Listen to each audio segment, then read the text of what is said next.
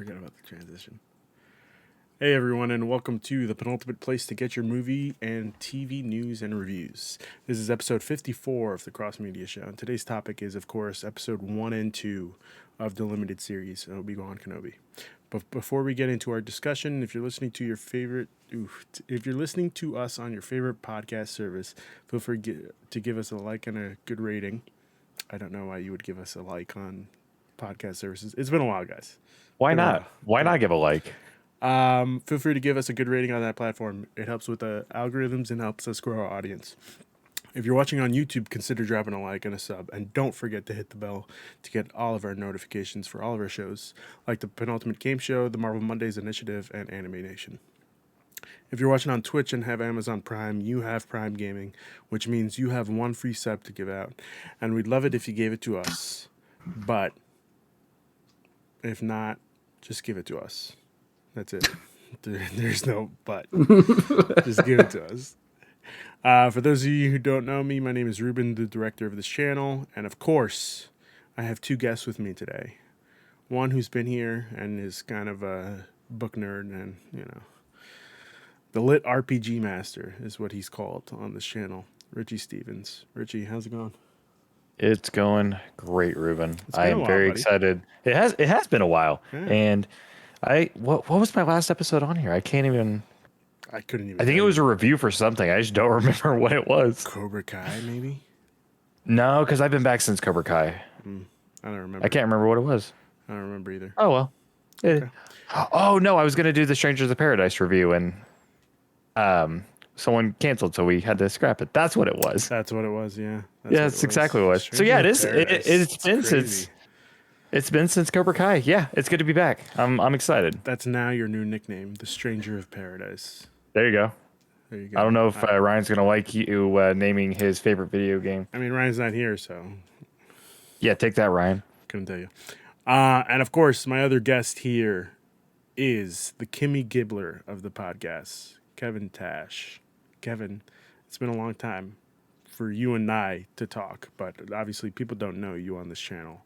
So, one, how's it going? Honestly, in a great mood today because I don't think there's any better feeling than just talking about Star Wars with nerdy buddies. That's always fun. So I'm in a good mood. Good. And two, for those obviously this is your first time on the channel, you want to give us 2 sentences of what you're about? What do you do? Sure. I'm a writer. I wrote a book called Transit to the End of Time, and if you like Obi-Wan Kenobi, this is also a book about depressed people in space. So you can buy it on Amazon. It's really good. Thank you, Rich. Rich is a good friend who supports me. And much like Rich, you should give me money by buying it, and you should give Ruben money by subscribing. And also, just letting you know, if you guys don't know how YouTube algorithms work, even when you leave bad comments, it still helps the algorithm. So just, we don't have to leave bad comments here, Kevin. Don't do it. I'm just saying that if you're being a jerk, think about how you're actually helping people. Okay. Instead. All right. Fair enough. Yeah. So, you're going to end up cutting out half the stuff I say during this, aren't you? You think I edit these? That's hilarious. He doesn't. I don't have He's time. got me going on multiple rants. I don't have time. I completely understand. A little bit of Also, I write on Collider. You can follow me there. I don't... That's my deal. That's my whole deal. I have nothing else interesting about my personality. No big deal. He just writes on Collider. No big deal. A little bit of I actually miss you, dude. Sorry, but I miss you, dude. I haven't. It's been a while. Yeah, no one here would know. Yeah, well, I kind of went ghost on. I'm not going to get too much into it because it's not relevant to here. But I haven't talked to you in quite a few years because a couple years ago I just not randomly. There was a lot of stuff going into it, but I just went offline and completely ghosted. And I arrived back from the dead. To bring you guys this wonderful Star Wars content. Good. Like I said before, I'm hoping you come back for more stuff. Oh, I'd love to. Good, because that's now a binding contract. You're now a part of the team. Wonderful. When do I get paid? You get paid? When we get more than 5 subscribers on Twitch, how about that one? Yeah. Okay. Yeah. Right. No, I seriously do just want to let you know, like, I love you guys. You're good friends, and I just wanted to thank you for letting me be here. No problem. Anytime. So, before we get into it, a little bit of housekeeping.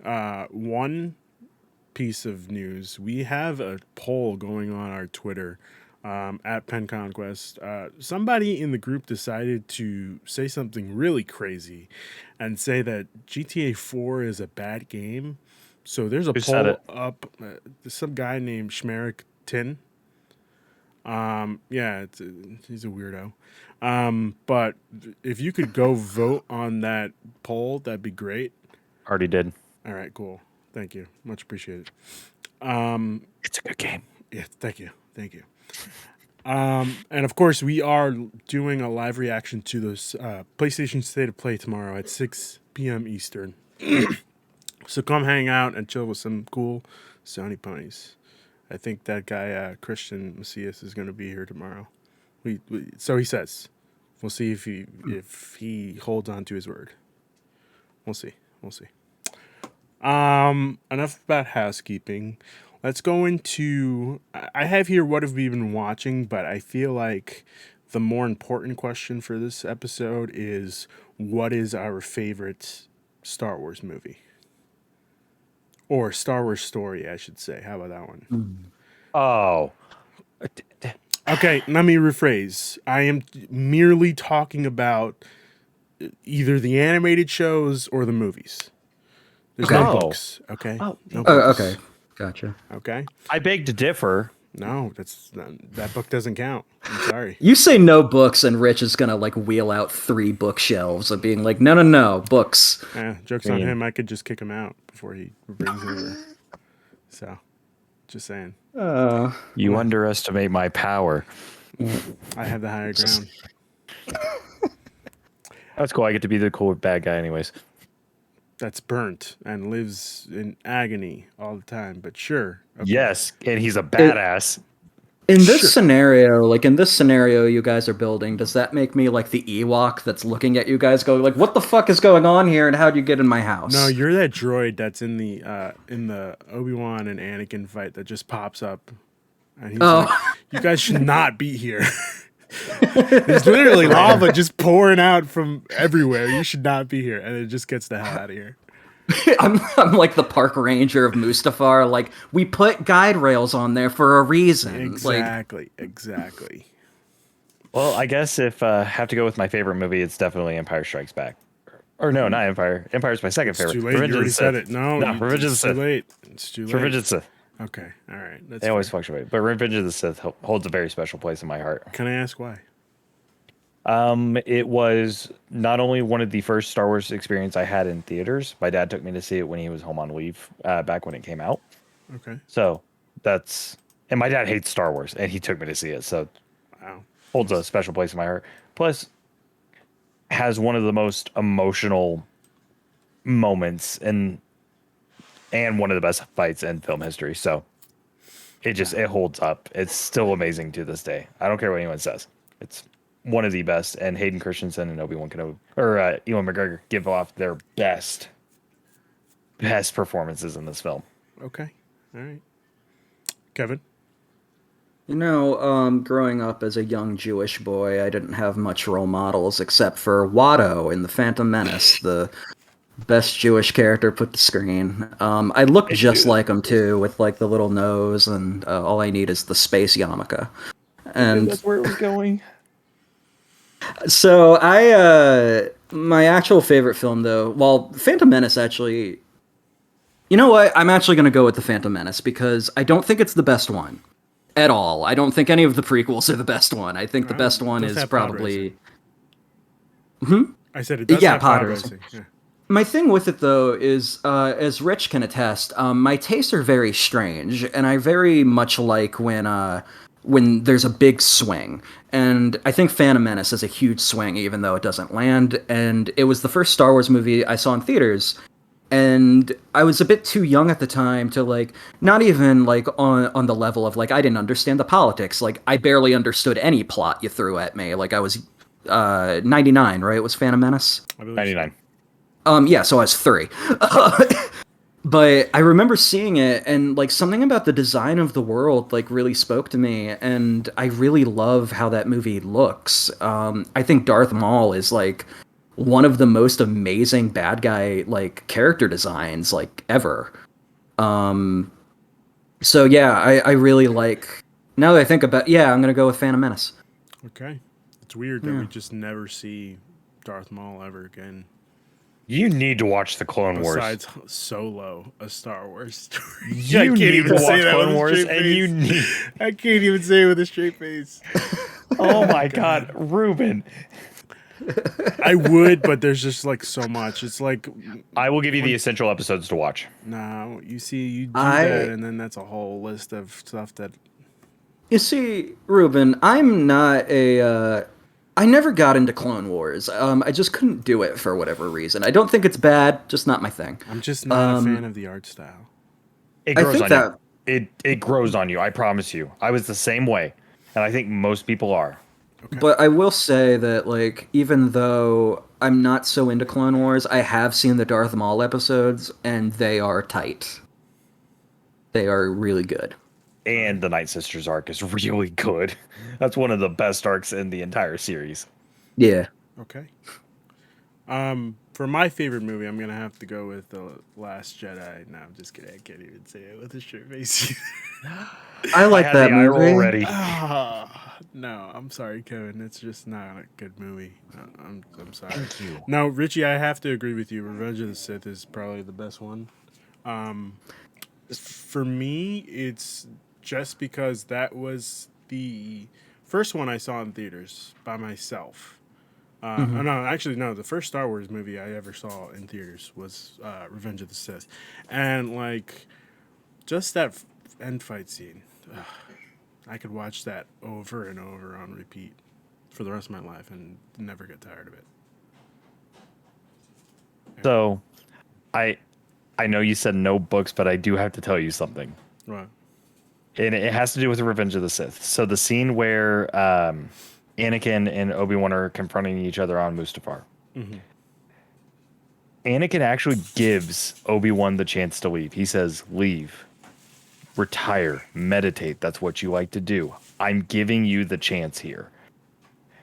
That breaks me even worse than just the performance in the script in the film, because it shows that he doesn't want to kill Obi-Wan. He doesn't want to fight. He's like, just go, dude. Like, I'm giving you the chance. I don't want to kill you.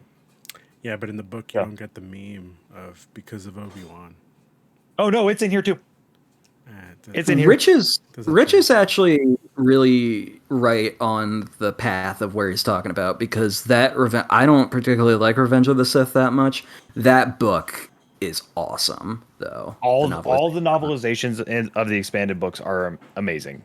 Yeah, I heard that I heard the novelizations of the sequel trilogy are also very good, but I've never read them.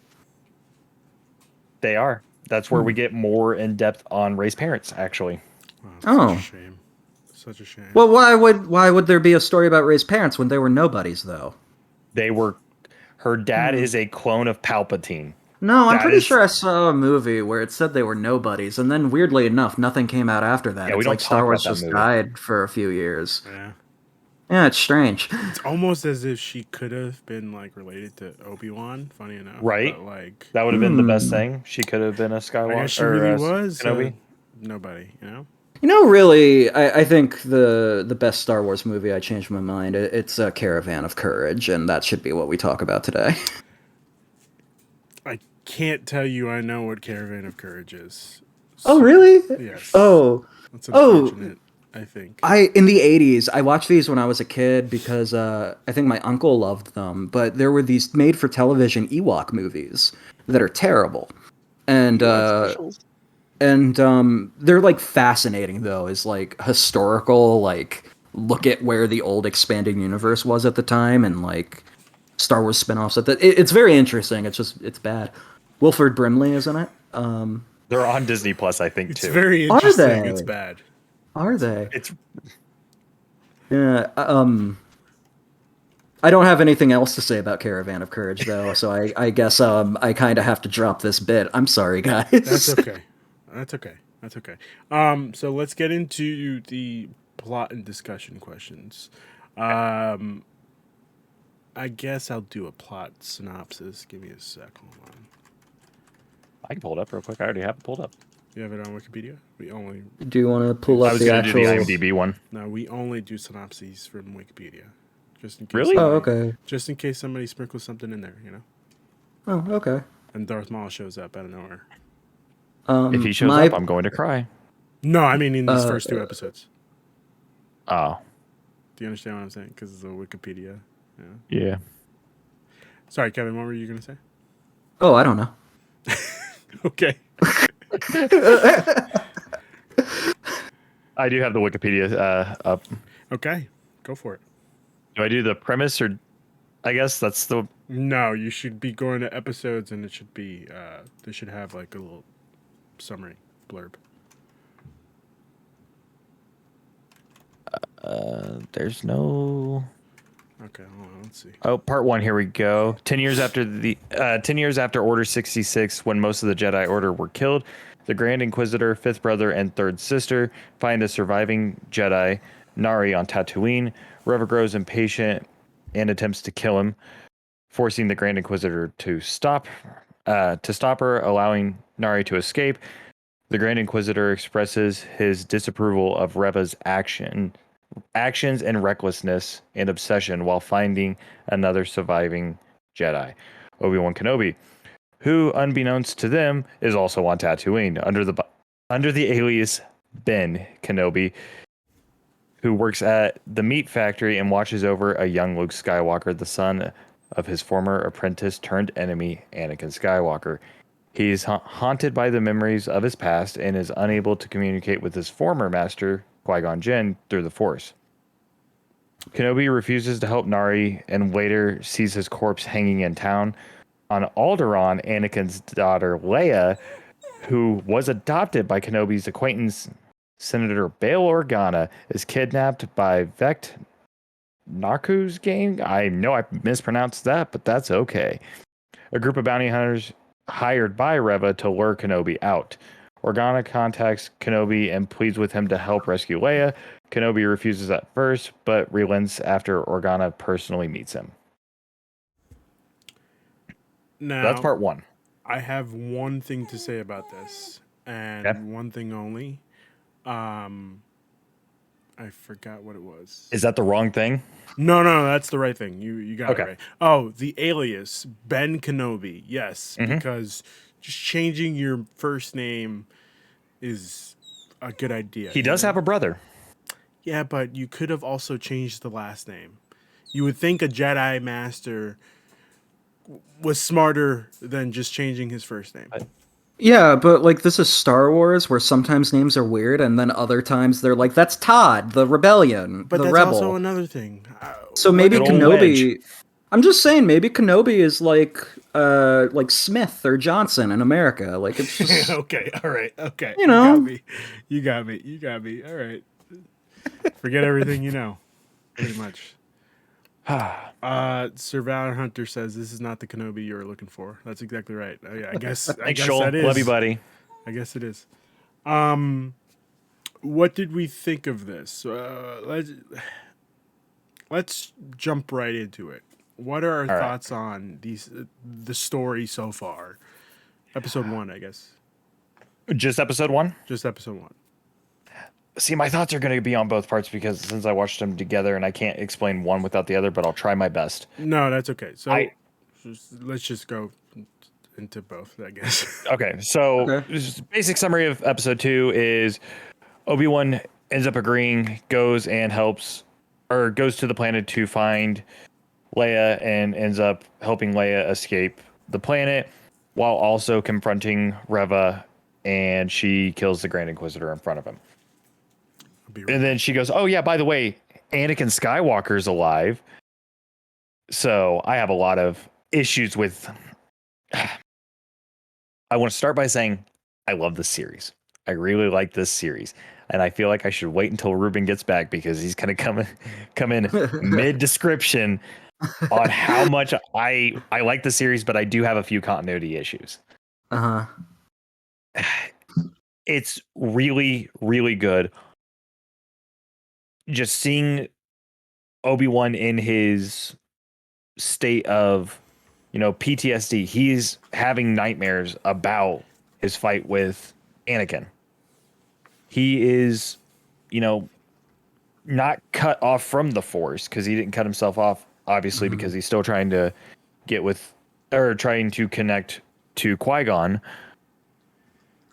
but he doesn't use the Force as much. And this is where a lot of people are having some issues, because they're trying to say, oh, it's like a superpower. No, it's a muscle memory. But the continuity issues I want to start with first. Bail Organa showing up on Tatooine is a huge continuity error, because they are not supposed to have any sort of contact other than maybe a holocron conversation like we did see. And I was like, okay, that's all they're going to have. But when he walks into his temple at the end, or his little cave at the end, and Bail Organa's there, I was like, what the? Oh, shit. Okay. All right. So, yeah, that's an issue. And then also him seeing meeting Leia and spending time with her also feels like a continuity issue, because from the way we have it in episode 4, they never met. She says, you knew my father and you served with him during the Clone Wars. Yeah, he just wiped your memory. So I have a question for you, Rich. Okay. I don't want to get too much into it, just a yes or no, because we're not talking about episode 3. But I had a very different feeling about the continuity errors between episode 2 and 3. I have a very different feeling about it now that I've seen episode 3 than I did after episode 2. So I'm curious, has your opinion changed, yes or no, about these continuity issues? Kind of, and that's all I'll say. Okay. Because I'm in the same boat. So now that I have those two issues out of the way, which one issue is pretty much the big premise of the second episode, I love them. They're really good. The cinematography of it is decent, but the acting and performances are flawless. I love it. The writing is a bit meh in some places, but still the actors work the best with what they have. So what you're saying is we're missing a really slow chase scene that takes forever, and we have a bunch of kids on scooters. It take a while to get a guy that's just cruising through town. But why would Star Wars make something like that? They'd never do that. Exactly. Never happens. Anything else, Rich? I was gonna say the scenery is great. I think Tatooine looks just like it always has. It's a nice little desert planet where everyone just seems kind of rugged down, I guess. The interactions between Owen and Ben was heartbreaking. Oh my god, it's so heartbreaking. But how is it that Uncle Owen stole the episode for only having maybe 3 minutes of screen time? It's just the magic of Joel Edgerton, my friend. It's just the one line. And then also the actor who plays Han in the Fast and Furious playing the fifth brother makes me very happy. I didn't even notice that was him. Yeah, it's Han. Yeah. Well, did you notice that the cameo that I liked the most as a film nerd was that the Jedi that got found and hung in the street? That was Benny Safdie, director of Uncut Gems and Good Time. Huh. Actually, I didn't know that. Actually, I'm not sure if he directed Good Time. I could be wrong about Good Time, but but Uncut Gems. He was one of the directors of Uncut Gems, yes. So I thought that was neat. Yeah. So that's just my little overtake of it until we get into a little bit of a deeper discussion, I guess. Okay. Kevin? Thoughts on first I guess I didn't have an issue with the continuity errors like Rich was saying, but it did made me raise an eyebrow because I was just like, wait, isn't I was just forgetting when certain things in the Star Wars universe took place, so I was a little lost in the first episode, trying to remember wait, if that guy is here, then how far is this taking place compared to Rebels and these other shows? I forgot when Book of Boba Fett took place, but that's because I forgot most of that show. Everybody forgot. I was very, very burned out on Star Wars for a long time. I haven't really gotten into a Star Wars thing since like the Fallen Order video game with Cal Kestis. I like that one a lot. You're speaking everything that is coming to my mind. I've burned out same way. Yeah, so I went in with this show going like, okay, I already like, even though I just said Phantom Menace was like, I do not like the prequels. I appreciate them. I like watching them, but I don't think they're good movies. I think they're movies I have a lot of nostalgia for. And even though I do think there's awesome things in them, but I really like the character of Obi-Wan. This was the story I kind of wanted to see. And I feel like since Disney bought Star Wars, it was this story that people were going like, no, this is what we want to see. This is either the movie or show we want to know. But because I've been burned out, especially after Book of Boba Fett, which, but so I wasn't paying much attention to it. So when it came out, I was just like, okay, cool, it's out. I'll finally watch it, but not thinking of it much. This is now my favorite Star Wars thing, period. Just full stop. I love it. The continuity errors don't bother me because now my thing with the like, oh, Leia should have never met Obi-Wan, but my thing was always like, it's kind of weird that Leia and Han's kid is named after Obi-Wan, but like Han thought he was just a religious weirdo who then died like 5 minutes after they met, and Leia had no real connection to him. It was always Luke. So now that they have this connection, I really dig it, and I think that these things that could be considered continuity errors in the show, in any of the episodes, I think it kind of works in spite of that. I think it actually kind of enhances things in the same way that Rogue One, regardless of your feelings on that movie, I think that movie also enhances a lot of A New Hope. Yeah, I'd have to agree. But Kevin, what they don't tell you is also on All the Run, your brother is the person that names your kid.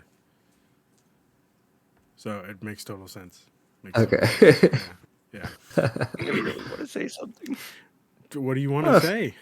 It's about the Legends material. Okay, go ahead. So, okay, so this is where I have my issues with the sequel trilogy because, God damn it. I know you said no books, but I can't help it. When Han and Leia have kids, they actually have 3. They have a set of twins, and then they have the youngest. Yeah. The twins are Jason and Jaina, and then the youngest is Anakin. Luke's son is the one that's named Ben. So that's why I was like, oh, is Kylo Ren just going to be secretly Luke Skywalker's kid? Oh, that he gave to... No, hold on. Hard. Not like that. That he gave to Leia and Han to take care of because of the Jedi Code. I don't know. Or did Luke give Kylo Ren the name? So that's where I was like, that's I've always kind of... That's exactly what it was. Yeah. I mean, no, let's be real. The reason his name's Ben is the same reason why Harry Potter's kid is named Albus Severus Reference Potter. Like, it's just because we all know the names and that's what fans like. So it's like, of course it doesn't make sense that, like, Leia, but it's cool that he named... That's what it all comes down to. Continuity is just continuity until, like, it doesn't need to be, basically. Like, that's my thought on it, at least. I throw continuity out the window as long as the story is very, very good. I'm Same. okay with it. Yeah. Yeah. So, like you said, Book of Boba Fett could have been better. We talked about... That was the last Star Wars thing we talked about, the Book of Boba Fett. And oof. Okay. Mandalorian 2.5. Yeah. Exactly. My issue with Boba Fett, I feel like my issue with it isn't even what most people were saying their problems were with it, because he was there for my issue with episodes. It has nothing to do with that. It's just that for a show about Boba Fett, they decided to tell the story in the blandest way possible. Tatooine looks like a set more than it ever has in it, like, versus Tatooine in this show, which I feel like looks like an actual place. Whereas in Boba Fett, I feel like it's very evident they just shot it on the volume. and it all looks like a soundstage to me. And there was too many ideas in it. Like, the show was combining elements from the movies, the comics, the books, and converging them all together in a way that only underserved its characters. Because I thought it was really awesome, even though I said I wasn't huge on Clone Wars. I love Cad Bane. I think that's a dope villain.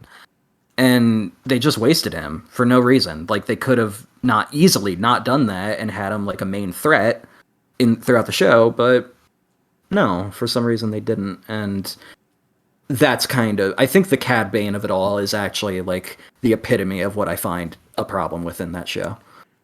For me, I have to bring in a reference from IGN. You know how they had said that Alpha Sapphire and Omega Ruby had too much water? Star Wars has too much Tatooine. Yeah. Too much. Kevin, Tatooine. we actually talked about that the other day, where with all the planets, like you have Tatooine and you have Jakku, which are essentially the same planet. Yeah, there's no reason. Yeah, but Jakku looks better, because of all the wreckage, the destroyed ships. Yeah. I'll take Jakku. It's also because of Jakku. There's a different cinematography choice between Jakku and Tatooine, where Tatooine, no matter who the director is, you can see it in Deborah Chow's work in this movie. You can see it in Lucas's work, obviously, and there was another director who did Tatooine stuff. I'm just blanking on it, but Tatooine is meant to always look dusty, desolate, and gross, and that's why I think in the original trilogy, especially, like, you have all these shots where it just looks disgusting and grayed out, and like, you really don't want to be there. Whereas Jakku, J.J. Abrams is directing, and J.J. Abrams has this kind of I don't want to say gimmick, directorial style. It's like similar to how Spielberg loves the spotlights. J.J. Abrams likes things to glow, and I don't know why, but he really likes his sets when it looks like they're glowing. If you watch his Star Trek movies, the bridge always looks like it's glowing from places, and it's meant to inspire like this sense of like awe and like discovery and excitement. And I think that's what Jakku is. Even though it's a desolate planet, they shoot it to be brighter and like a bit more orange than grayed out, and just to make it feel more like hopeful almost, I guess. Right. I always bring up the favorite meme from Star Wars, where it's Luke looking out to the both stars on Tatooine, and he's just saying, "I fucking hate it here." That's every time Tatooine gets brought up, I think of that, and it's true. You should. See, I just think of the Family Guy episode where it's Chris as Luke, and then he goes, "Ladies and gentlemen, John Williams," and it just pans over, and he's got the orchestra. No. Oh. The thing I think of, this isn't my joke, and I sadly can't remember who said it, but the thing I think of is like a dude just standing in the middle of Tatooine going, Anakin was right, sand does suck. Yeah. And that's what I think every time. Yeah. I hate sand. Somebody also probably should have said, we should probably bring back pod racing. That was like the only thing that brought commerce to this place. I think it would be really cool to that's do. Star Wars Visions when they had the Jedi rock band essentially at the Mos Eisley's pod racing arena. Hell yeah. Okay, I'm gonna have to rein it in here. Let's get back Kenobi. to yes. We have to talk about the third sister. What are our thoughts on the third sister? I like her. I really like her. I feel like she hasn't gotten the screen time that is required to actually give a full deep dive on the third sister, because we don't really know much about her. Right. It's not like where we had the second sister in Jedi Fallen Order and with the fifth brother and I don't remember who the other one. Not the Grand Inquisitor. The fifth brother has his partner in Star Wars Rebels, where they get more fleshed out. Right. Yeah, there's a few others like that too. Like there's that big orange bro that you fight in Fallen Order. I think the that's ninth sister. Yeah, there's a lot of them. I don't know about you guys, but I think my favorite lore addition that Disney has made is the Inquisitors. I love the idea of Jedi hunters. I think that's dope. I think it's dope too. I just wish that we had more like big Jedi's to Yeah. find. You know, not just Obi-Wan, not just Yoda. Like if you had Seven kept Sisters, that's who it was. if you Sorry. had Oh, okay. kept a couple of like, oh my god, these are famous Jedi. Like we should know everybody here. That would have been better. You know, that way we hear bits and pieces of it, like just throughout the movies and the TV shows. But yeah, I do like the Inquisitors. I think they're a nice change of pace, especially because they were once Jedi. Like, Yeah. Yeah. Which I do want to say something. That opening scene of the first episode where it's them at the Jedi Temple and it's during Order 66. The little girl's got to be Reva. It has to be. Like that has to be. see. That is so. Oh, this is backtracking a little bit, but it does have to do with that opening. I will say this is my one problem with the show, and I don't even think it's the show's fault. I think it has to do with kind of what else is coming out around this time, and just personally what else I'm watching. Is I'm going through the new season of Stranger Things. I like it. It's good. If you like Stranger Things, you'll like it. But there's an opening in that show where I kind of forgot about the this isn't a spoiler for anyone who's worried, but 11 and the other like children that were experimented on in the show, they have little tattoos on their wrists with their number.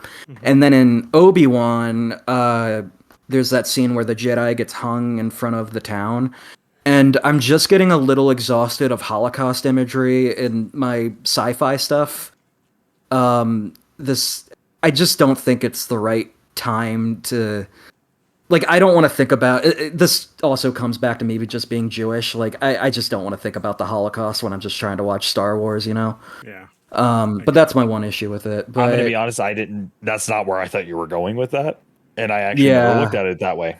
Yeah, it's just it started really sticking out to me in that first episode. It's I don't even think it's a problem with the show. It's just like I think there's more creative ways to show like, hey, we have an oppressive government without being like, remember the Holocaust, guys? That was pretty bad.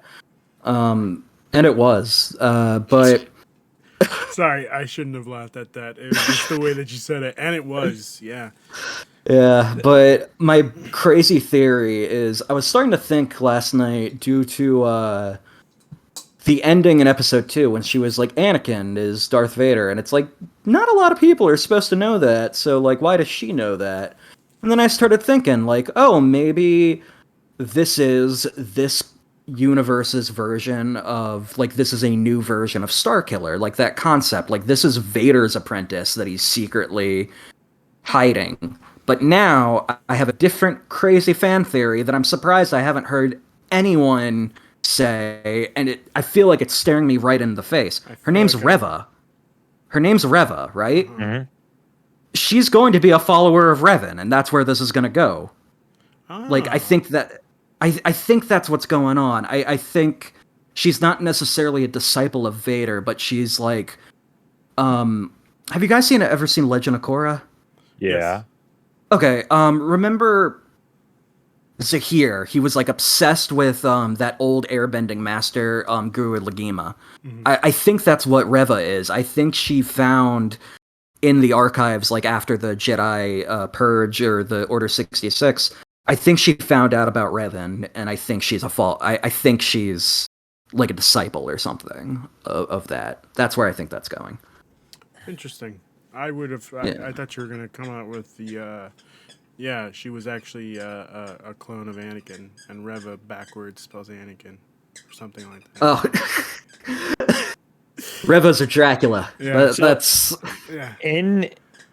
As of right now in canon, now only 3 people know that Anakin is Vader, because Thrawn Grand Admiral Thrawn in the books knows that Anakin is Vader, and he toys with Vader the entire time. Okay. He's like, I'm not scared of you. Right. You can't harm me because the Emperor will absolutely decimate you. There's 4. No. Well, yeah, now Obi-Wan, but. Yeah. And then Ahsoka, right? I don't think at this point in the time. Oh, right, because she finds out in Rebels. Yeah, she finds out in Rebels. Which is a Can you see why? Scene. Like, I have such a hard time remembering Star Wars like history placements because they keep jumping around time periods, and I just get lost so easily. So here's the best way to look at it: you have Revenge of the Sith, Jedi Fallen Order, because that takes place 5 years after the events of Jedi Fallen Order. Then we have we have Kenobi, also Jedi Survivor that just got announced. It's supposed to take place 5 years after the events of Fallen Order, so we're in the same time frame now. And then Rebels, A New Hope, Rogue One, Solo, all those kind of together. Mm-hmm.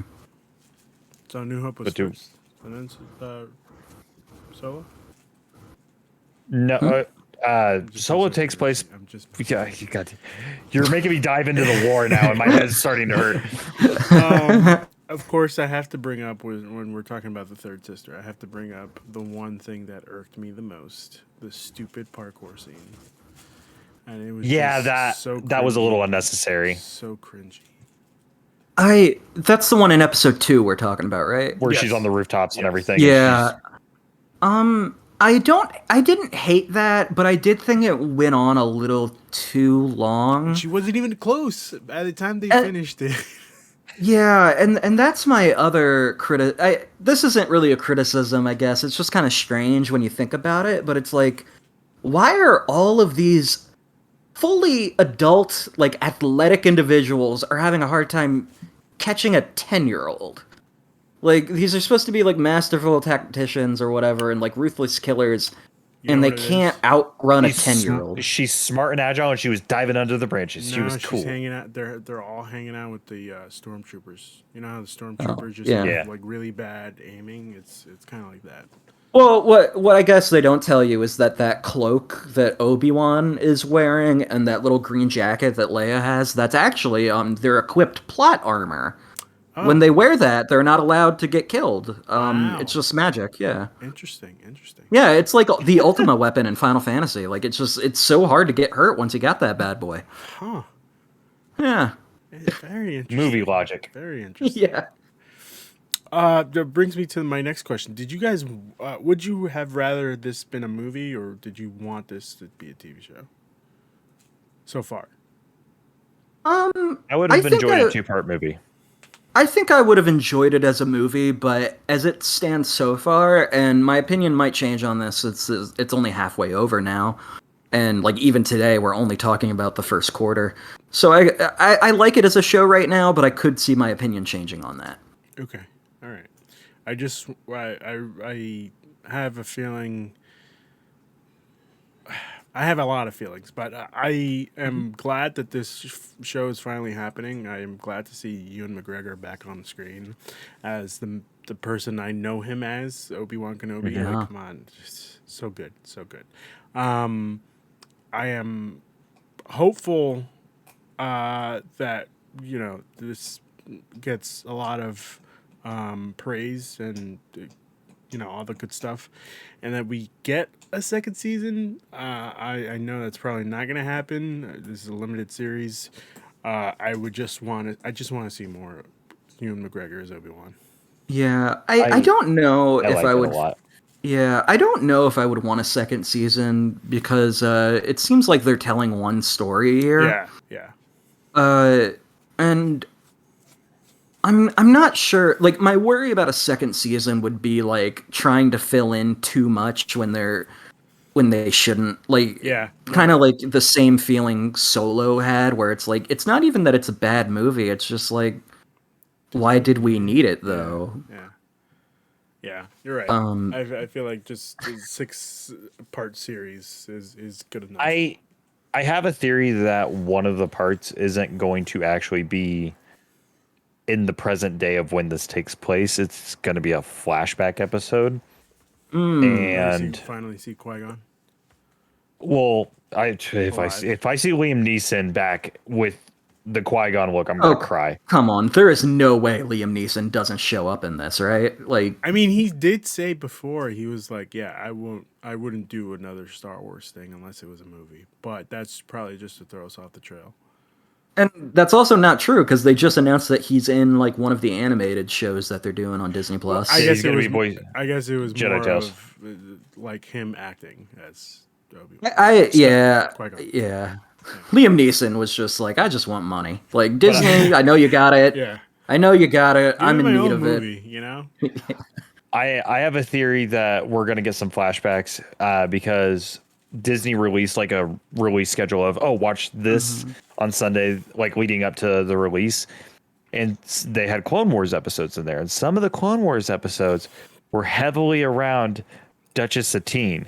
Yeah. So we're going to have some Duchess Satine action, but also Clone Wars stuff. So there's the chance we would get to see, Hayden Christensen and Ewan McGregor back as Obi-Wan and Anakin Skywalker with Ahsoka Tano possibly.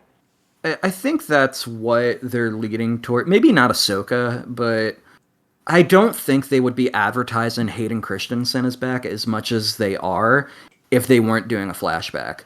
Because if they weren't doing... I don't think they would have paid to bring back Hayden Christensen if he was just going to be Darth Vader in the suit. Because at that point, you can just hire anyone to wear the suit. The only thing I can think of is like him as a Force ghost. But other than that, like even then, it's kind of like... There's going to be some flashbacks. There's going to be some conversations between him and Obi-Wan. Yeah. Well, if we go by the logic of like the other Disney Plus show formats, the 5th episode is always when they go back in time and find out the main character's tragic backstory. That's always the 5th episode, except for Falcon and Winter Soldier, where they skipped over that because it was already in the movies, and instead they just had him build a boat. Hey, I like the boat episode. I actually think this show would be a lot better if it ends with Obi-Wan and Leia building a boat together. Oh, just sailing away, just Leia, let's just get off of Alderaan. Okay? Yeah. It's like an 80s montage, like Working for the Weekend is playing in the background. And it's working for the weekend. Oh, Kevin, if this doesn't happen, I'm going to be very upset. And of course, I obviously, I had a lot of time to prep for this show, and of course, I didn't prep at all. I just have 3 questions here. I got a question. The last question I have here is: did Obi-Wan really not know that Anakin was alive? Like, yes. I feel like that's pushing it. It is explained in the next episode, episode 3. No. Oh, It is explained, at least in the Legends. Like he couldn't watch Anakin die, so that's why he left. He grabbed the lightsaber, and at that point, Anakin was dead anyways because he was already Darth Vader. So he was he had suspicions that. I'm not taking this. All right, that's fine. I'm not taking. I think I might have Ruben. I want you to imagine a situation for a second, right? I want you to imagine you and I are fighting in a big lava pit, right? We hate each other in this scenario. Yeah.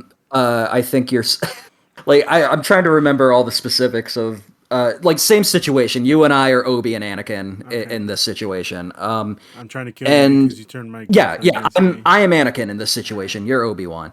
Oh. And so you take your lightsaber, right? You cut off my limbs and you toss me in a fire pit, and you're like, I did it.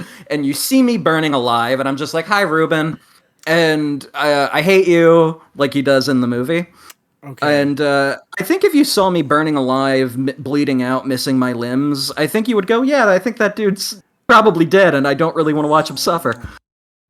I would, however, you also have to take into the account of, you're telling me he didn't sense him in the Force?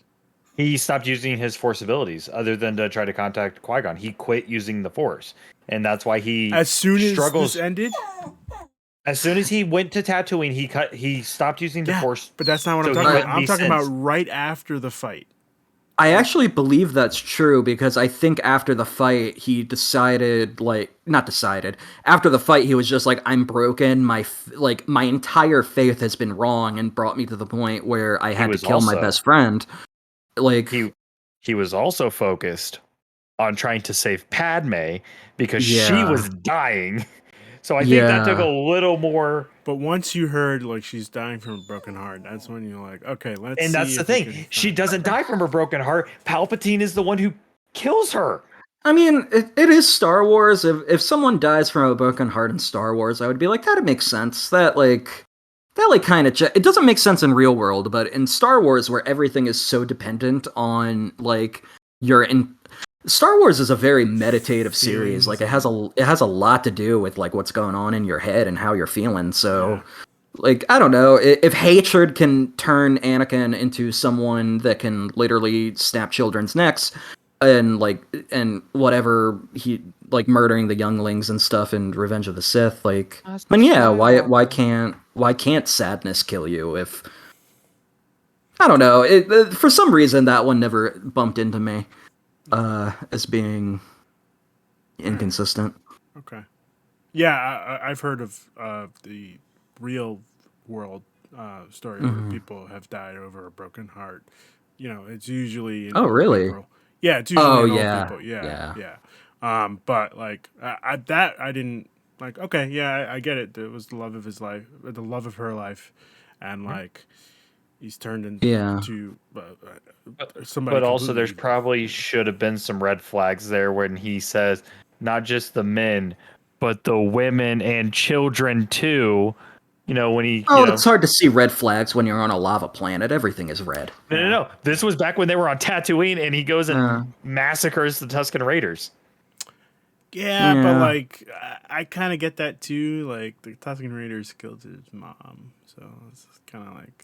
Yes, that is true.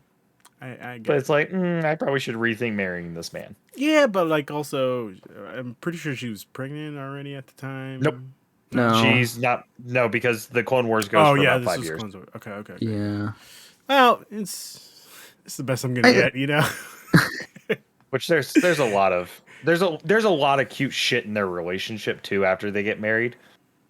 Because he's not allowed to have possessions and everything. He actually gives her his braid. No, his braid after he becomes a Jedi Knight and gets rid of the tail. He gives that to her because he's like, this is the only thing I have. And then he also gives her C-3PO. Here's my rat tail. Take it. Treasure it. Anakin Skywalker is like a D&D fiend who doesn't know how to like a socially awkward D&D fiend. Also, just like super into metal music, and he's like, "I shaved my rat tail for you." I have this deed. It's just my plot of land on Tatooine here. You can take it. I don't. What am I gonna do with it? You know. You know, I really. Speaking of like the cuteness of their relationship, something I always liked that like I feel like wasn't shown enough is I really like Padme's and Obi-Wan's friendship. I just think that's really cute too. It's really they're just wholesome buddies and it's nice. So I like that. And I like that even comes up in this show when he's constantly looking at Leia, and even when there isn't dialogue saying it, he's very clearly thinking about Padme and like reflecting on that line he delivers. He goes, "You remind me of someone." Oh, was she a Jedi too? No, she was a leader.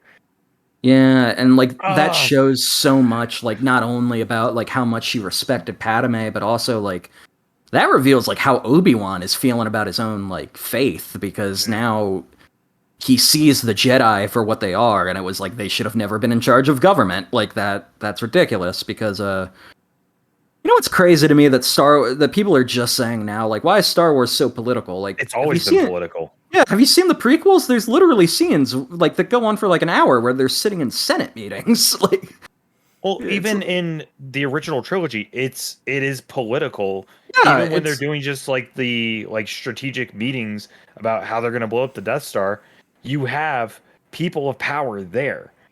Yeah, and George Lucas has even gone on to say, like, a lot of Star Wars, the original trilogy, was him, like, kind of using art to talk about why he hated the Vietnam War. and like and you know how the U.S. government was conducting itself during the Vietnam War, and like it's all like this isn't exactly subtle, but also I think it's like it's easy to watch those movies without really thinking about it, especially now that they've been out for like 40 years. But Star Wars has always been political, so I kind of like that this show is digging like a little bit into here and there, like just how much these politics have affected these specific people's lives. Yeah. And I'm so sorry, I lost my train of thought. No, that's okay. Richie, you had a question that you wanted to ask us. Yes. And hold on, let me make sure. Because was that your last question? Yes, but I do have one more that I just thought of on the spot. So you can go ask yours and then I'll go back. What cameos would you like to see? Honestly, we got 3 more episodes after tonight's. I would rather keep the cameos just one and done. Qui-Gon, you keep mentioning Qui-Gon. I rewatched Revenge of the Sith before the first 2 episodes came out, and Yoda specifically mentions like, yeah, Qui-Gon's. Well, you hear him in Attack of the Clones, right? Yeah. You mean Rise of Skywalker? Yeah.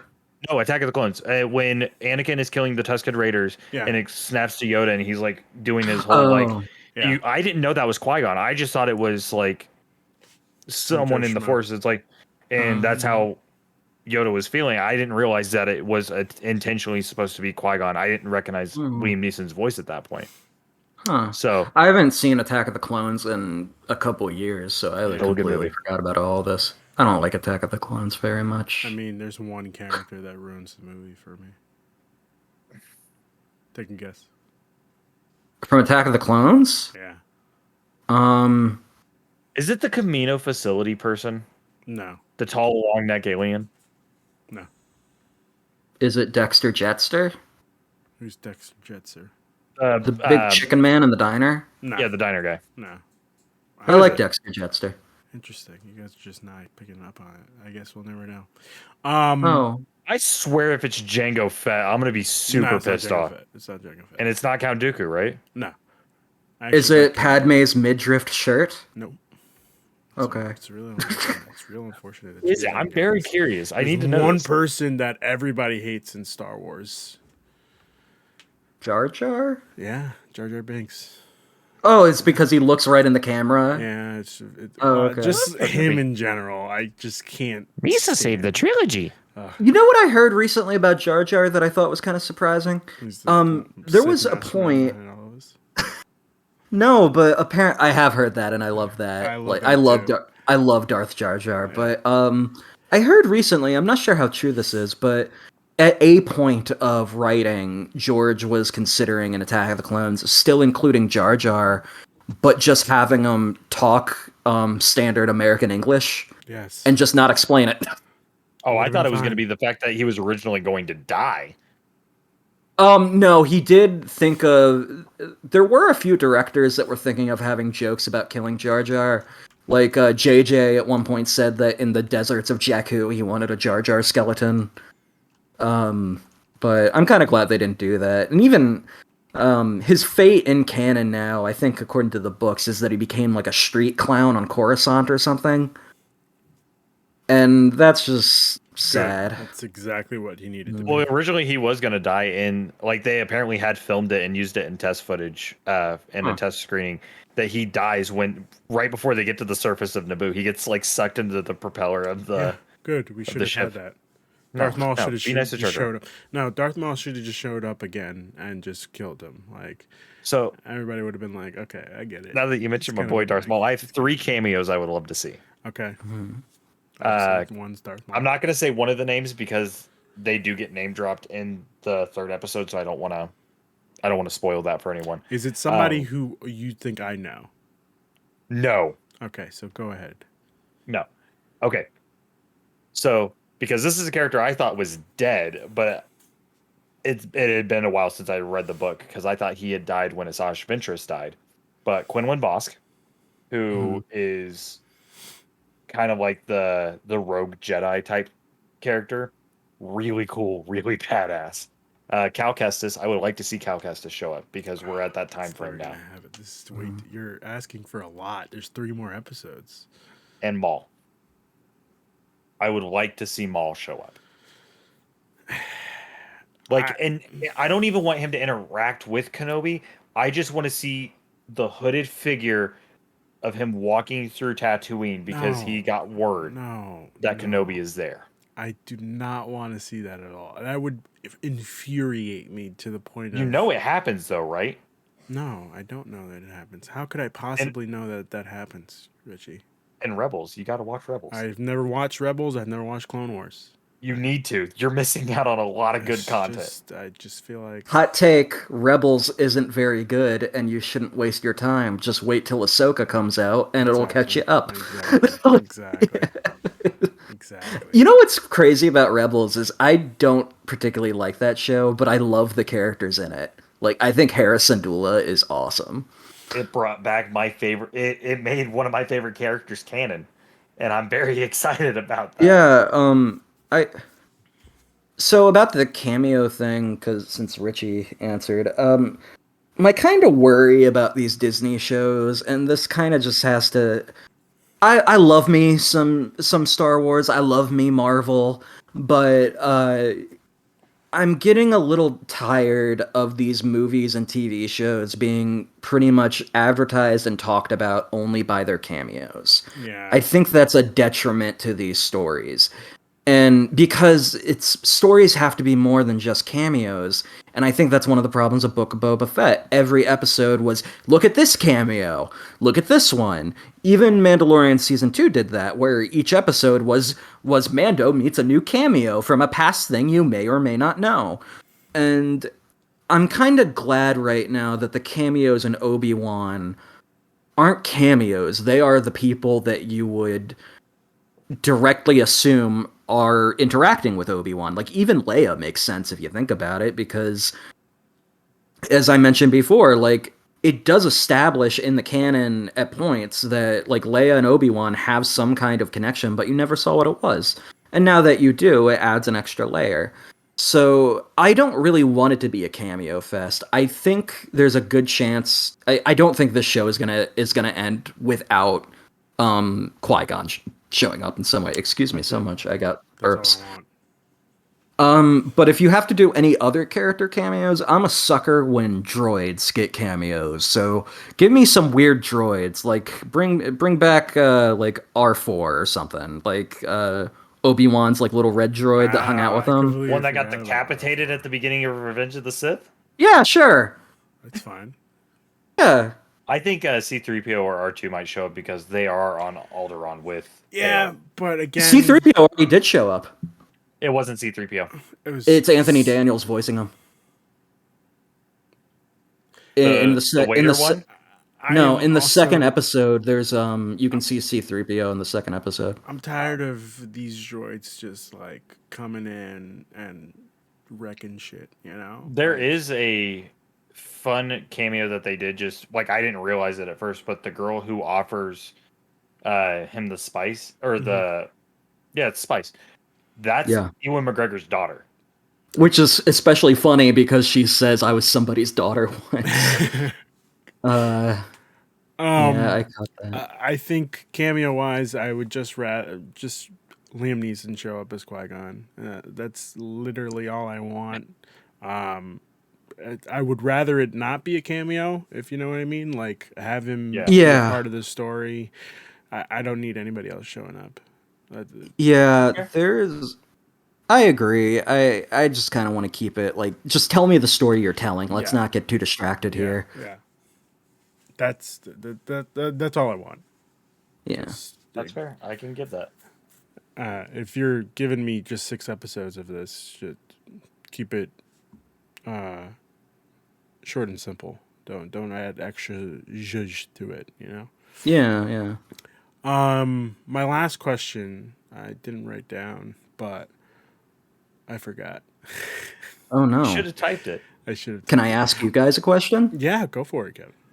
So, something I was thinking about a lot with this show is that I know you guys like love Revenge of the Sith and stuff, but would you agree with me if I said there's a lot of obvious problems in the prequels that I think most people can agree on? Kevin, I only love Revenge of the Sith just for the Okay. last 20 minutes.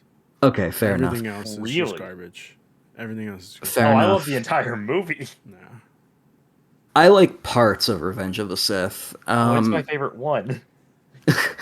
But I think with the prequels, it's very obvious what works and what didn't work in those movies. Mm-hmm. And I think everyone kind of knows. And I think that's why with the Clone Wars and now this, you have a lot of people saying, like, these are the things that made me like the prequels. Because it really doubles down on what made those things good. Personally, I really like that the movie went, hey, or this show goes, hey, people liked it in Attack of the Clones when Obi-Wan did some detective work. Like, that was cool. So now we have this show where, like, half of it is kind of Obi-Wan being a little bit of a detective and, like, sleuthing around like he's part of the Scooby Gang, and I love that. So my question to you guys is, do you feel like this show improves upon not just the prequels, but like, does it add anything to you guys or make you appreciate other things in a different way? For me personally, it's kind of like what Ewan McGregor has been saying for the press tour. Like, he's getting closer and closer to Alec McGuinness's Ben Parker, Ben Parker, Ben Kenobi, which is like really. Oh my God, Ewan McGregor would be an awesome Uncle Ben, though. Oh my goodness. God damn it, Kevin. I was gonna say it, but I was like, well, "This isn't the Marvel show." That would be really, really good. No, that's my next fan cast. You know? Okay. I don't know if you know this, Kevin, but I used to work with Kevin Feige. I did a lot of work on No Way Home. But they just decided to go a different direction. They cut his big thing that Toby was actually Uncle Ben in the MCU. Yeah. I was going to say Ruben was actually in the movie as Uncle Ben, and then he got cut for time. That's exactly what it was, too. And that was my first pitch. And then they were like, no, we need somebody big name, you know? And they just went with May instead. It's unreal. Well, when they can't top you, they have to just go to a different character. I mean, again, I feel like Toby could have done perfect. I actually think Toby would have been a pretty great Uncle Ben, too. But now we're getting way off topic. We are getting way off topic. I'm sorry. Right, what bro. do we think is we kind of already touched on this. Like, where do we see the story arc going for for Reva and also like Obi-Wan? Like, what do we? Reva's gonna die. Okay, who do you think is gonna kill her? You know, if not Obi-Wan, it's going to be either the fifth brother or Vader. Okay, and it's gonna be one of those three. Do we also just wait and see Vader for the last episode? I've seen episode 3, so I can't say anything. I can't say, yeah. I mean, you just said it already, and that's kind just watch. Just watch. All right, that's fair. I guess what I'm saying is the big showdown between Vader and Obi-Wan. Just watch.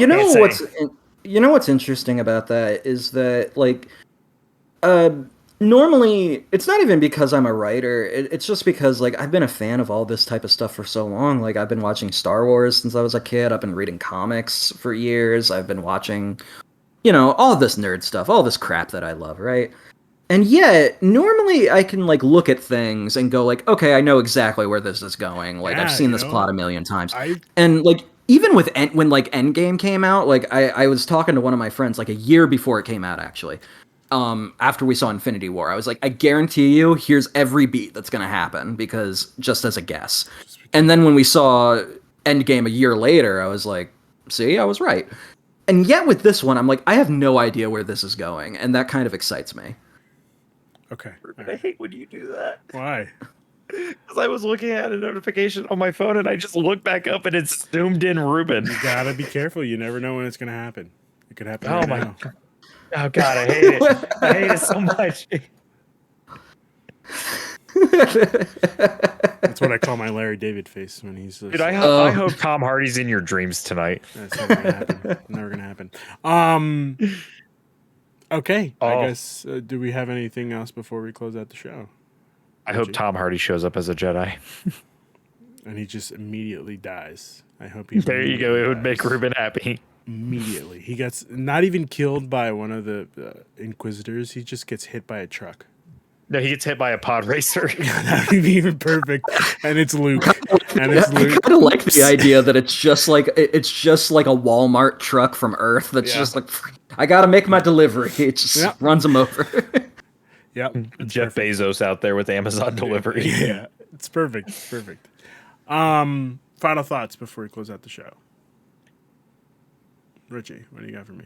Okay, start with me. All right. It's really good. I do love where they're going with the story, and I'm very curious to see what is next, because a lot of people have said, "Oh, it's very predictable." There was some shit in here I was not predicting. I don't think this story is very predictable. Like, it's not. The only thing that's predictable is just the showdown between Obi-Wan and... And, we know that they're all going to make it out alive. Like, we know Leia and Obi-Wan aren't going to die. Right. But other than that, like, the storyline, I don't know where the fuck they're going with this. I do want to see a more fleshed out look at Reva's character, just because I feel like she deserves it. And with the statement that Ewan McGregor released yesterday, where he was like, she was nothing but a delight on set, and like she was amazing in her performance. And he was saying, like, not even as an executive producer, but as an actor, he loves her work that she put into it. I want to see more, because I feel like we haven't gotten the screen time for her to get that. Because everyone's like, oh, she's just throwing a temper tantrum. It's like, yes, she's giving into the dark side, and it's making her act sporadic. It's so weird to me that when bad guys show up in media and then there's like an online controversy of like, this is toxic or whatever. And I'm just sitting here like, yeah, they're the bad guy. There is some toxicity, and people need to quit messaging her. And like, she's the Star not Wars fan base is just toxic as all can be. It's not as if she wrote the character herself. Right. I don't even think the character is badly written, and I think she's doing a good job. It's just that, Kevin, it's just be nice to her. Be nice to the actress playing Little Leia, because remember the last time the fan base bullied a child actor? First Anakin. Yeah. Like, yeah, shit was bad, and then Kelly Tran for Last Jedi. Like, it's just, I hate it. Yeah. I love Star Wars. I hate the fan base. I'm sorry. That's just where I go with that. Yeah, I don't disagree. I just, like, to be honest, I just think people sending her death threats and like harassing her and whatever, I just think it's so stupid. And if you do that, I think you're just pathetic and need a hobby. But besides that, like, because I think all that goes without saying. I think most people with a good head on their shoulders are just going, like, I think they have Richie's opinion of, like, she's an actress. Why are we getting all mad about this? Like, Let's move on. Exactly. But what my biggest takeaway from the show is that this is doing what a legacy sequel should do, which is it takes something we like. We like Star Wars. We like Ewan McGregor. We like the Obi-Wan. And it does something new with it that challenges your perception of the character without making it feel like it betrays who that character is. It puts them in situations we haven't seen. I think this, like, things not doing that is why the sequel trilogy is so uneven as it is. Because it wasn't interested in doing that as much as it was, we love fan pleasing, so let's do whatever we can to try to please the fans as much as we can. And JJ and Rian Johnson and Michael Arndt and the other Colin Trevorrow and pretty much everyone that was attached to those movies as either a director, a lead producer, or a writer were more interested in playing it safe and pleasing the fans than they were telling a good story. I don't think so. I want to say... Really? I honestly think that... oh my God, I'm losing my thoughts. Shenanigans. No. What's his name? God, you just said it. Rian Johnson? No, Rian Johnson. J.J. Colin Abrams? Trevorrow? J.J. Abrams. There you go. Thank you. Oh, okay. I honestly think J.J. If J.J. had like the full trilogy to himself, it would have been a lot better, in my opinion. I feel like I am so like I think the opposite. I think if JJ stayed on the whole time, I think it would have been infinitely worse. But that's just me. That would be like a whole different conversation about how I feel about his directing style. Which, if I go on a rant about that, I'm gonna just start. I just feel like we'll be here all night. The last thing I want to say about this is I just feel like once Rian Johnson got on board for the second one, it was really the executives for Star Wars that got their hand on the story. We're like, this is where we want to take it. Make sure it goes that way. As opposed to J.J. Abrams J.J. has the title, not the title, has the background to like I don't need you guys to tell us what to do. Like I can give you the story, and this is what I'm going to give you. You know what's crazy is that if Tomorrowland, the 2015 movie, George Clooney movie, if that movie never got made, we would have been living in the universe where the Star Wars sequel trilogy was headed by Brad Bird. And I think about that from time to time. Because that was the initial plan. That was the initial plan. They really wanted Brad Bird, and I don't know. I kind of think about it in the same way that I think about I'm not turning this into a Harry Potter conversation. I'm just using this as an example, but the Fantastic Beasts trilogy and how they're all run by the dude who did the last Harry Potter movies. Mm-hmm. At a point, those were going. At a point, they were talking to Alfonso Cuarón to run that series, and it's like that would have been super interesting to get, like just the Alfonso Cuarón like Fantastic Beasts movie. That would have been fascinating. Just like a little lost media thing we never got. I lost my train of thought. I'm sorry. No, that's okay. That's all right. Kevin, any final thoughts? Nope, that was it. That was it? Okay. Yeah, I literally have no other thoughts besides this sentence. Okay. All right, fair enough. I guess with that being said, let's do a little something I like to call plugs. And I definitely stole that from Comedy Bang Bang. I'm sorry. Kevin, where can people find you? Like I said in the beginning, you can buy my book, Transit to the End of Time, on Amazon, or don't. It's up to you. I don't want to force anyone. It's okay. It's an okay book. You can read it in like an hour. It's only like 130 pages or something. That would take 130 days. I fall asleep. But the first page. Yeah, that's about it. I am on social media, but like I don't have much of a there's no reason to follow me. Okay. My social media is so lame. Like, leave me alone, y'all. Okay, but there is a little website that you work on. Oh yeah, you can find my work on Collider. Email Collider and tell I don't even know how you guys can support me there. Just if you want, you can click on it and it'll make my stuff. Yeah, it'll make my bosses look at me and go, "Hey, good job," and I'll go, "Nice," and that'll be a nice day for me at work. Yeah. Okay. Richie, where can people find you? You can find me over on Twitter at RichDolphus. Actually, same for TikTok now. I started posting voiceover challenges to TikToks. So, yay! They're not great. I'm just starting out, so don't judge me too yet. But you can need to give yourself more credit. You're much more talented than you give yourself credit. No. You can also find me over on twitch.tv/statsonstats for my Lit RPG podcast, where we bring authors and narrators on and we talk about books and stuff. So, yeah. Okay. All right.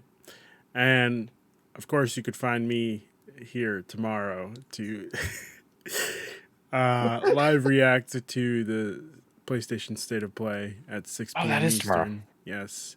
Get excited. Get hyped. Sony Pony for life. That's all I gotta say.